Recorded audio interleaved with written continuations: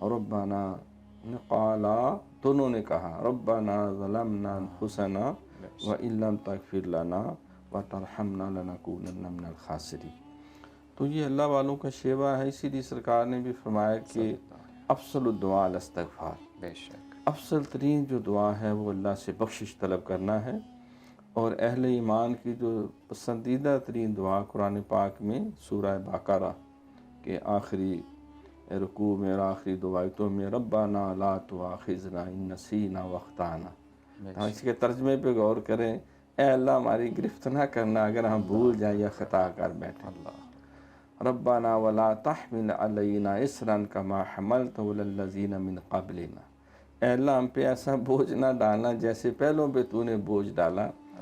ربنا ولا تحملنا ما لا طاقت لنا به، اے اللہ جس کو اٹھانے کا ہمارے اندر حوصلہ یا ہمت یا اتنی سخت نہیں، ہمارے اوپر وہ ذمہ داری اور بوجھ بھی نہ ڈال۔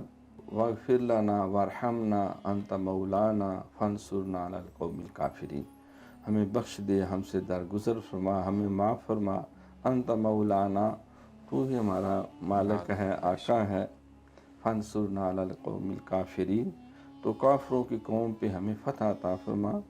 تو اس میں نفس بھی، کافر یہ بھی انسان کو بہکاتا ہے جو نفس ہمارا ہے، شیطان بھی ہے اور کئی شیطان کے حواری بھی ہیں۔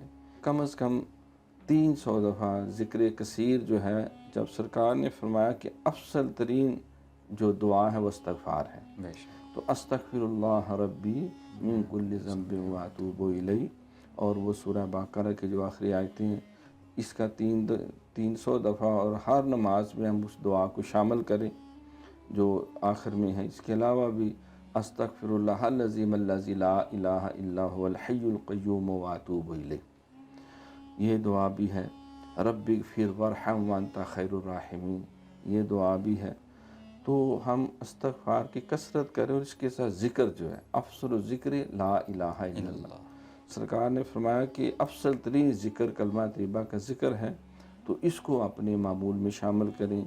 یہ بھی صبح و شام میں اگر توفیق ہو تو کم از کم بندہ 5 تسبیحیں جو ہیں اس کی پڑھے، اور پھر قرآن پاک کی تلاوت اور نیک مجلس میں بیٹھنا اور اللہ کی بارگاہ میں توبہ کرتے رہنا۔